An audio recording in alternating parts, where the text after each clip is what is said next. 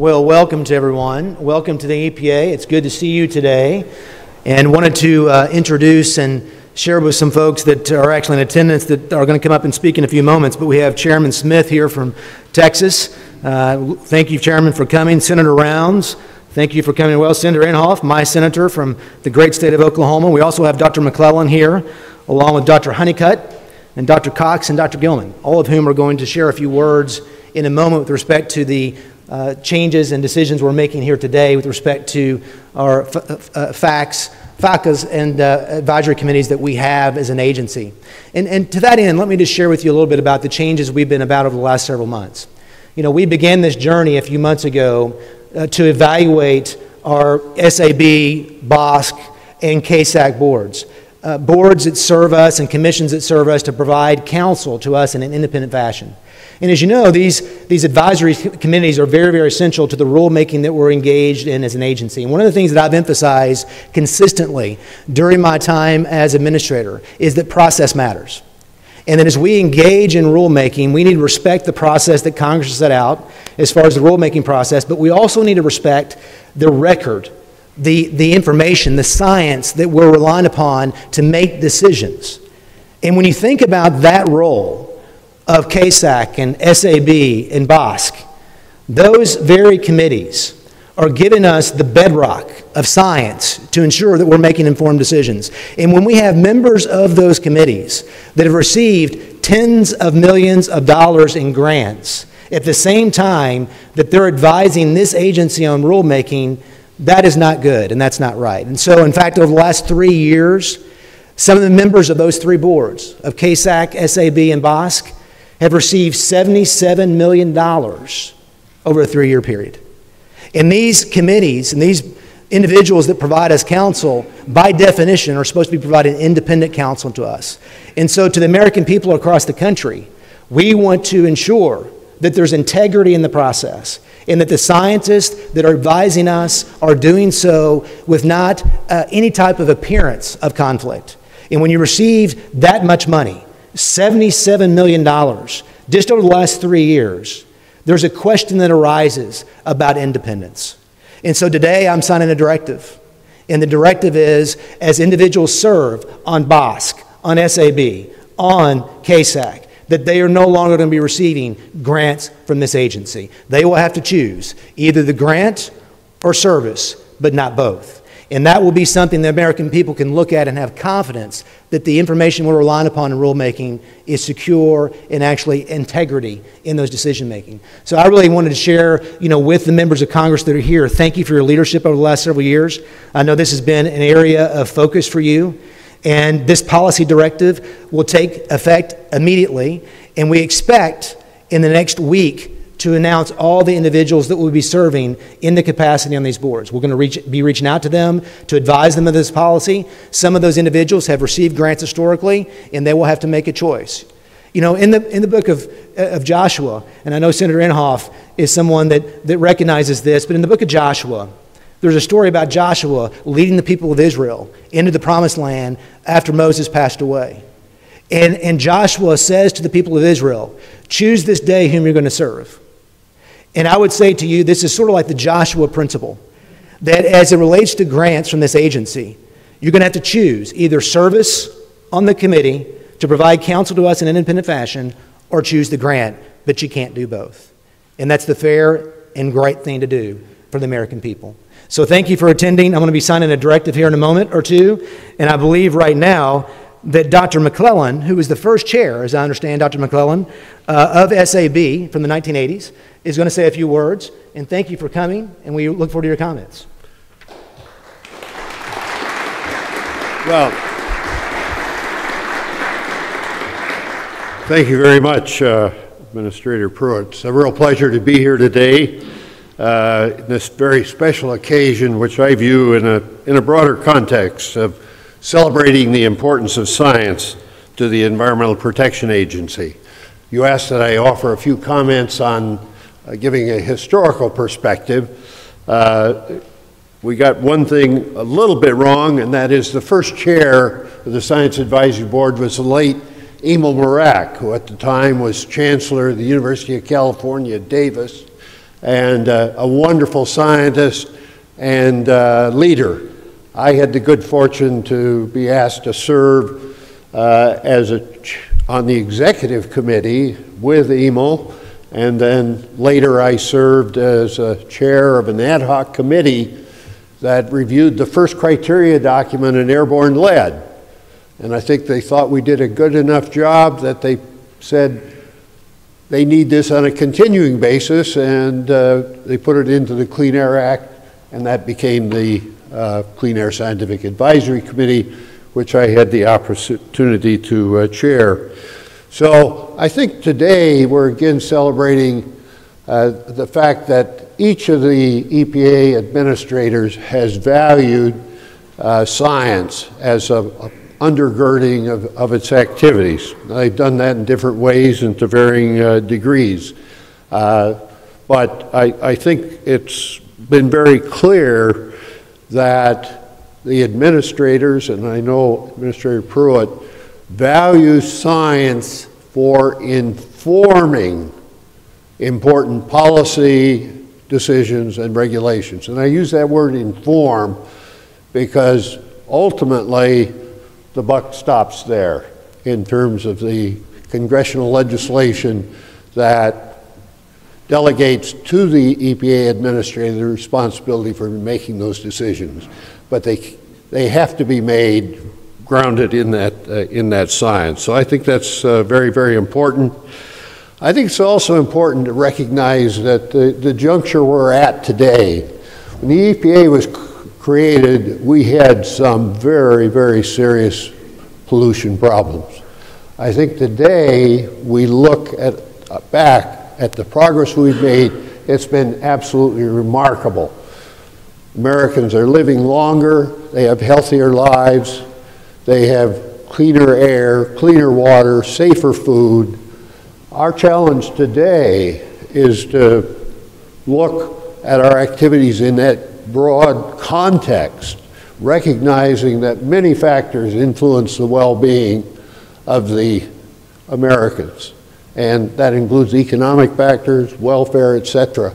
So I'm very pleased to see that you have moved and delegated charge to the Clean Air Scientific Advisory Committee responsibility for that clause in the Clean Air Act that so often has been ignored in the past. So I'm very, very pleased with the three individuals you've selected to provide leadership for the activities of the EPA.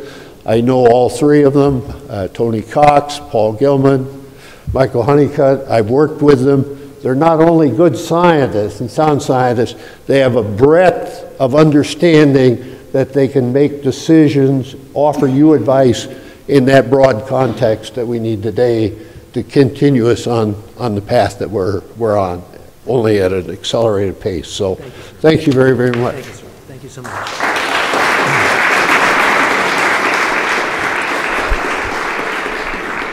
And as Dr. McClellan indicated, we're actually announcing today, I'm announcing the chairman of each of these respective committees that I've made reference to, of both SAB, CASAC, and BOSC.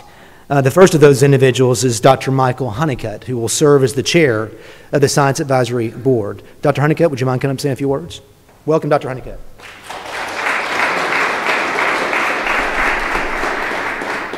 Thank you, Administrator Pruitt, for this wonderful opportunity and a lot of hard work. When I was offered the position of chairman of the SAB, the first thing I did was look at the statute that authorizes the SAB. And the thing I noticed is that it says that the SAB shall provide scientific advice not only to the administrator, but also to the Senate Committee on Environment and Public Works, to the House Committees on Science, Space, and Technology, on Energy and Commerce, and on Public Works and Transportation. So one advantage I have as a state regulator is that that other SAB members may not have, is that I'm used to and I have experience in dealing with a legislative body that has authority over my activities. So one of the first actions that I will take as chairman of the SAB is to write those committees and offer the services of the SAB to those committees. And as I work with the new members of the SAB, with the existing members of the SAB, with other EPA committees and with EPA staff. We will continue the SAB tradition of providing sound scientific advice to the administrator and to members of Congress to help inform our country's environmental policies, regulations, and activities. Thank you again, Administrator Pruitt.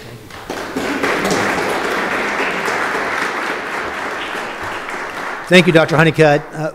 Wonderful scientist. The only problem with Dr. Honeycutt is from Texas. And so we have a little this OU Texas thing going on. But in any event, welcome, Dr. Honeycutt, and thank you for your service to the SAB. Dr. Tony Cox is going to serve as the chairperson of the CASAC board. And Dr. Cox, welcome. Would you offer a few words as well? Dr. Cox.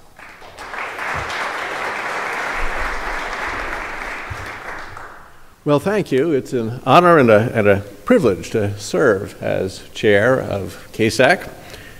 I thank you for the opportunity to do so. It's also a challenge. It's a challenge to make science and scientific advice trustworthy, clear, open, and as valuable as possible at a time when politicization of science and skepticism about the independence and the credibility of scientists concerns so many of us. CASAC was established in the 1970s to put into practice certain principles that Congress and others believed would help scientists, that is, people who are curious about how the world works and who've been trained to find out, help them to bring to EPA valuable insights and advice, and to bring those also to a broader community of policymakers and the public. Congress believed then that scientists could help policymakers figure out how best to protect public health and to promote public well-being. They could do so by independently and candidly presenting both what is known and what is not known about the likely consequences, positive and negative, of proposed changes in the National Ambient Air Quality Standards. The idea was that a totally independent advisory committee could best serve the EPA and the public interest, and members of Congress who were interested in the science behind the policies. Such a committee would not build cases for or against particular policy positions. It would devote itself instead to discovering and to making clear the likely consequences of alternative policy choices. I believe those principles of independence, of factually focused science, and emphasis on identifying and clarifying the desirable and undesirable consequences of policies and proposed changes in policies are good principles for putting science into action in the service of the public interest. I intend to follow those principles. I warmly welcome the opportunity to work with other scientists and policymakers who look to CASAC for independent, transparent, high-quality scientific advice. I look forward to our work together, applying sound science to better inform regulatory policies and the public interest. Thank you again for the opportunity to serve. Thank you, Dr.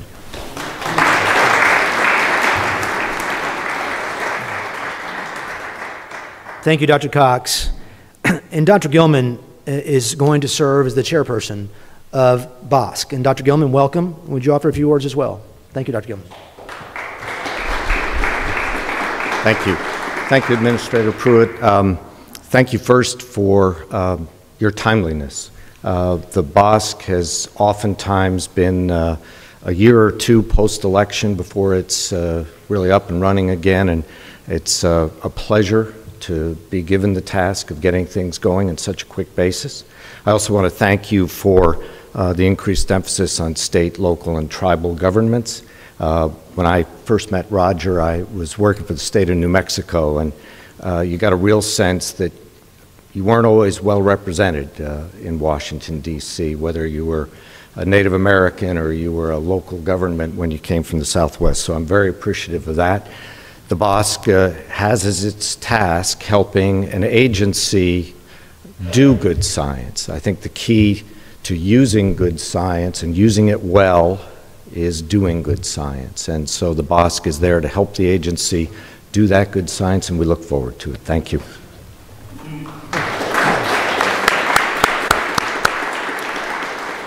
And I want to emphasize something that Dr. Gilman just talked about. One of the objectives we have in populating BOSC and SAB and KSAC is to ensure geographical representation. That is very, very key. I think you'll see that on some of the boards that we have on display here. Historically, we've not seen geographical diversity or geographical representation. And as you might imagine, issues that affect Utah, the second most dry state in the country, are different than the issues that affect Minnesota.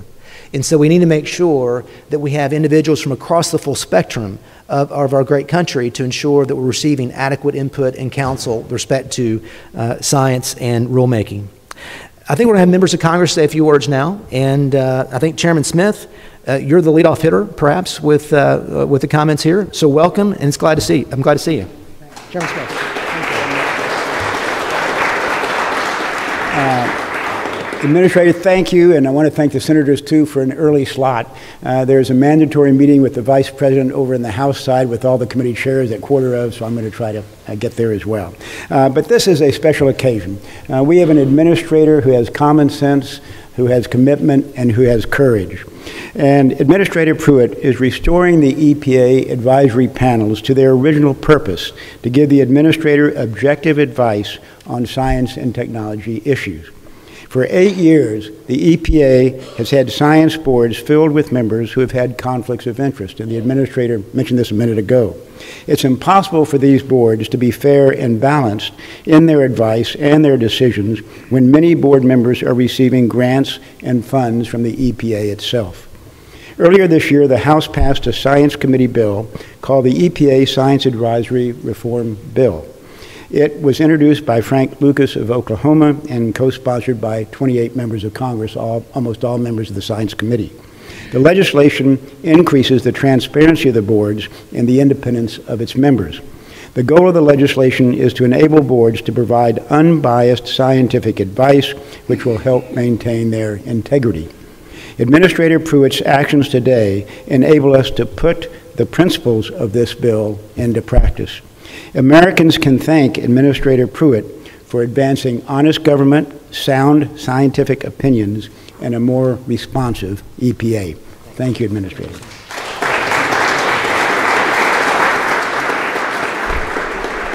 Thank you, Chairman Smith. And I do want to say that with respect to the interest, as we took applications for the SAB and for KSAC and for BOSC, we had over 430 applicants for the BOSC positions, over 130 for SAB, and 42 for KSAC. And the last, we only have 7 spots, so it was a 6-to-1 ratio. So we had tremendous interest by scientists across the country in serving in these capacities. And so it's an exciting time to see that kind of interest, and look forward to your leadership, gentlemen. I now get the pleasure of introducing my senator from the great state of Oklahoma. I don't get a chance to see him as much anymore, but he is such a blessing to me personally, and he's been a blessing to the state of Oklahoma. And Senator Inhofe, I really appreciate you coming today to recognize what we're doing as far as this policy directive. Senator Inhofe? Well, that's great. I can't tell you guys how great it is to come into these buildings again and into the White House. I keep running into people I knew back during the Reagan administration, and it's really great. I'm sorry that Lamar is gone, because I had some things I was going to say about him. Lamar and I were elected in the 100th Congress. There are going from memory now, I think there are 32 Republicans.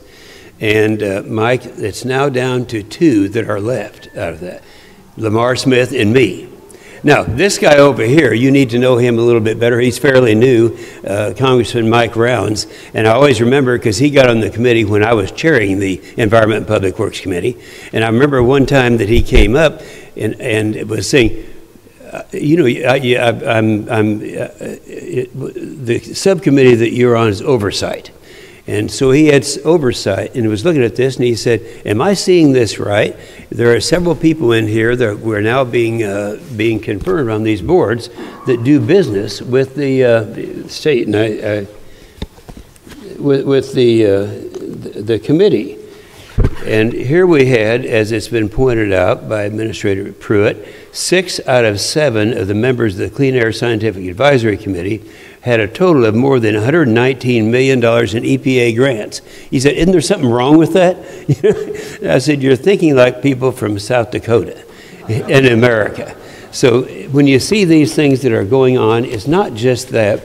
The idea that someone's not going to be able to receive grants from the EPA and still serve as a scientist, making decisions that would affect those, but also the diversity from the parts that, we sat there and watched the same area of the country represented over and over and over again.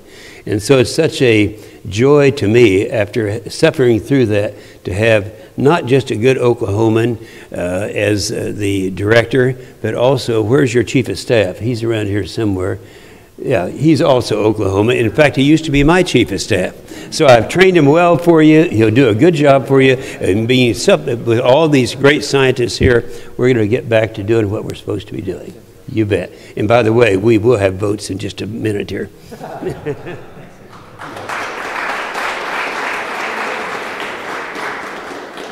And now I have the pleasure of introducing Senator Inhofe's colleague from South Dakota, Senator Rounds. Thank you for coming, and I appreciate your willingness to come over today and offer a few words. Welcome.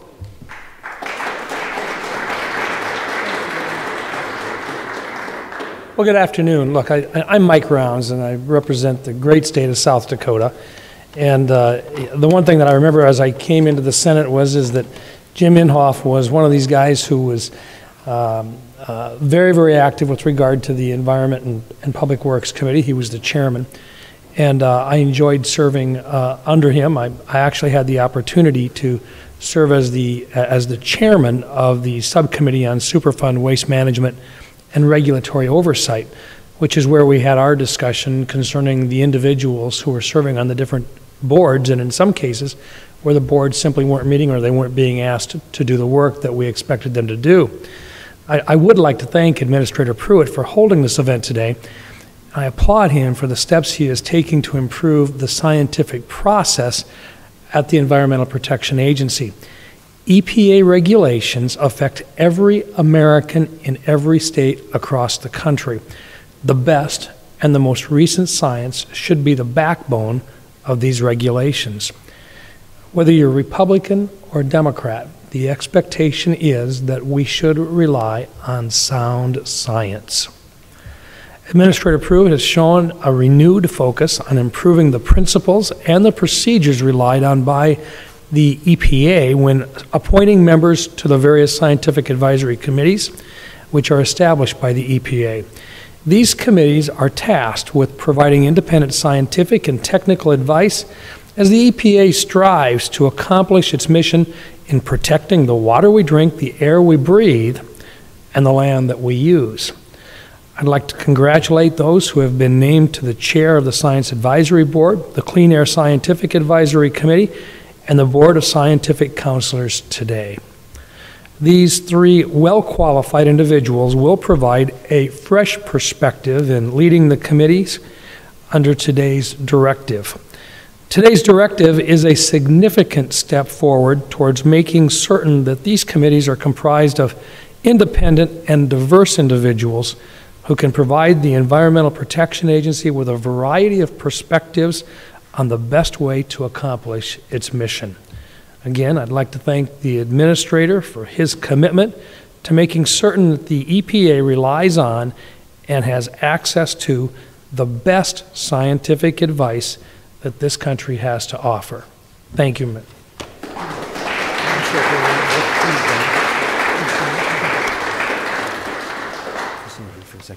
Gentlemen, won't you, each of the chairs come up and I'm going to sign the document over here in a second, but let's just stand for a second. One of the things I want to echo what Senator Rounds just said is that as we engage in our rulemaking here at the agency, our focus should be sound science, not political science. And I think historically that has been in question because these are grants that have been issued and extended to individuals that have served in these respective committees. We want to ensure independence, and we want to ensure that we can have confidence in the counsel they're providing us as we do our job here at the agency. So I thank each one of you for how you're going to serve the American people and serve this agency. And to the senators, thank you again for your leadership on these issues. Appreciate it very much. Let's go over here and sign this document. If you guys want to come over, you're welcome to come over.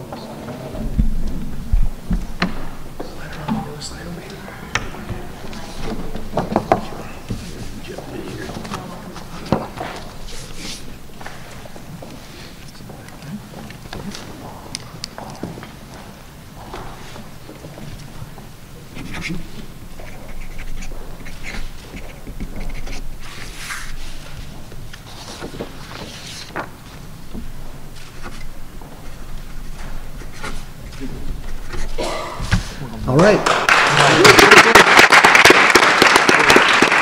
Thank